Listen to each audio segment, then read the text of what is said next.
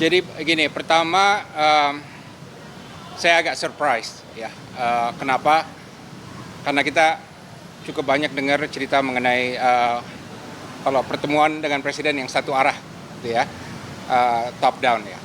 Tapi yang saya lihat hari ini, saya surprise karena suasana totally open.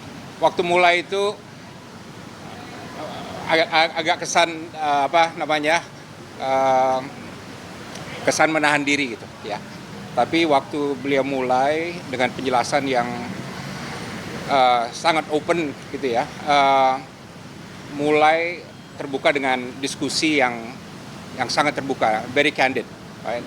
Dan diskusi ini tidak ada batasannya, tidak ada yang bilang kita tidak boleh nanya ini, tidak boleh nanya itu ya. Tapi sangat terbuka dan diskusi ini dua arah nih, jadi bukan satu arah ya. Dan waktu diskusi ini banyak dibahas mengenai resiko, ya, banyak dibahas mengenai opsi, banyak dibahas mengenai ranjau, ya, dan skenario-skenario yang bisa dihadapi Indonesia ke depan yang membahayakan juga, ya. Nah, semua ini beliau tampung ya. Dan beliau respon. Nah, kesan saya adalah beliau, Presiden Prabowo itu mempunyai pendekatan yang realistis mengenai ini. Ya, realistis dalam arti apa? Sekarang ini memang satu-satunya opsi di atas meja adalah mengenai Board of Peace. Ya, kan tidak ada opsi lain. Dan faktanya adalah Board of Peace ini yang bagian dari solusi untuk menghentikan gencatan senjata, walaupun sampai sekarang masih dilanggar oleh Israel. Ya. Nah, tapi intinya ini adalah suatu eksperimen, ya, dan bukan obat yang ampuh yang bisa menyembuhkan penyakit, segala penyakit ya. Dan saya melihat beliau realistis mengenai hal ini. Ya, beliau melihat ini ada resikonya, ya. Tentu resiko terbesar adalah Israel, ya, karena Israel mempunyai pengaruh yang besar sekali terhadap Trump gitu ya. Tapi beliau menyatakan kami yakin kami bisa mengimbangi karena segala sesuatu yang kita lakukan kita jamin harus ada kekompakan dengan negara-negara Islam.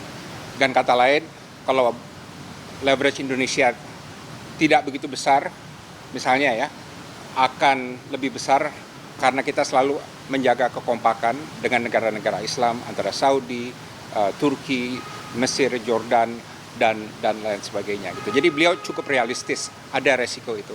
Tapi yang saya paling suka dan ini align juga dengan posisi Foreign Policy Community of Indonesia adalah bahwa kita masuk dengan hati-hati dan terus berpegang pada opsi untuk bisa keluar kalau ini bertentangan dengan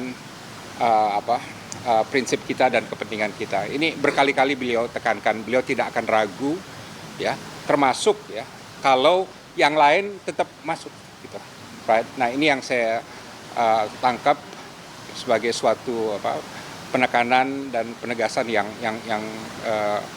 kami apresiasi, gitu ya. Tapi sekali lagi beliau perdebatannya terbuka, tidak ada batasan, penuh dengan masukan, resiko, dan kritik. Beliau terima semua. Dan tadi juga beliau bilang ini akan menjadi suatu forum yang akan terus berlanjut. Jadi tentu kami apresiasi. Beliau juga sadar bahwa ada masalah atau ada tantangan komunikasi dan persepsi publik. Ya, beliau sangat terbuka itu. Dan memang emang tantangan berat nih, ya, karena banyak sekali suara-suara dan banyak sekali hal-hal yang tidak bisa diungkap ke publik, tapi tadi beliau ungkap secara terbuka dan secara apa adanya dan juga secara off the record. Gitu. Itu dibahas, ya, itu dibahas dan saya tidak punya wewenang untuk menyatakan kesimpulannya, ya, tapi dibahas apa pandangan beliau mengenai hal ini. Juga tadi ada konfirmasi ini bukan dari porsi apa gitu ya. Tapi juga ditekankan bahwa this is still in progress, masih dalam pembahasan gitu ya. Dan itu yang paling jauh saya bisa katakan karena saya tidak punya otoritas mengenai hal ini.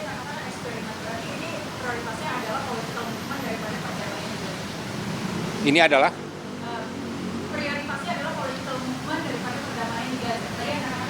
ya ini eksperimen dalam arti ini suatu formula di mana orang nggak tahu ini akan sukses atau enggak. Resiko gagal tinggi loh. Ya, resiko gagal tinggi karena berbagai faktor.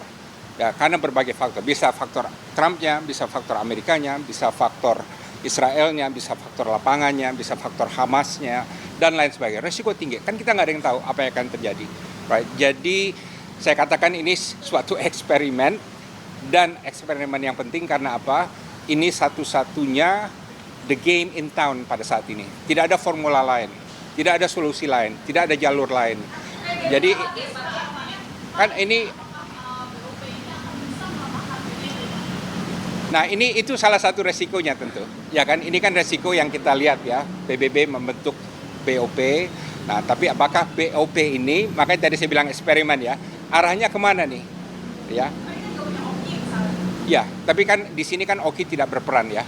Oki berperan di belakang sebagai pihak yang yang mendorong adanya two-state solution dan lain sebagainya. Tapi untuk di lapangannya itu nanti ditangani oleh instansi sesuai dengan kesepakatan dari 20 point plan yang dibentuk oleh PBB.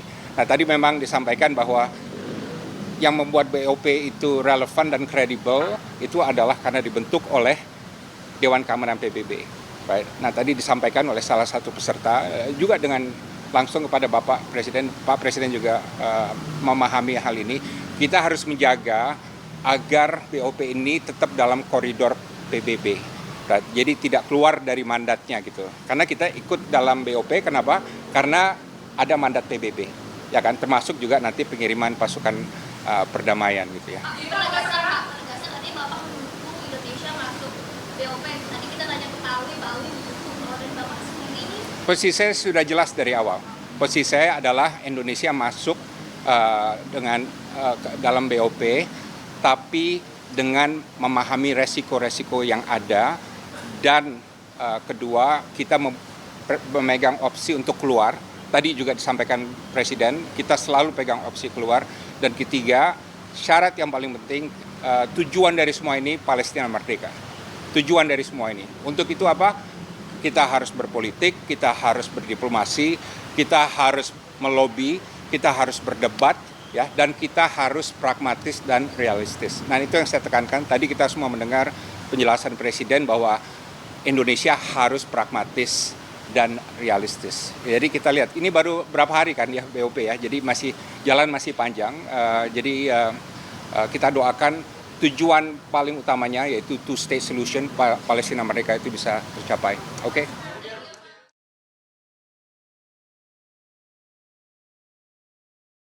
Jelajahi cara baru mendapatkan informasi. Download Metro TV Extend sekarang.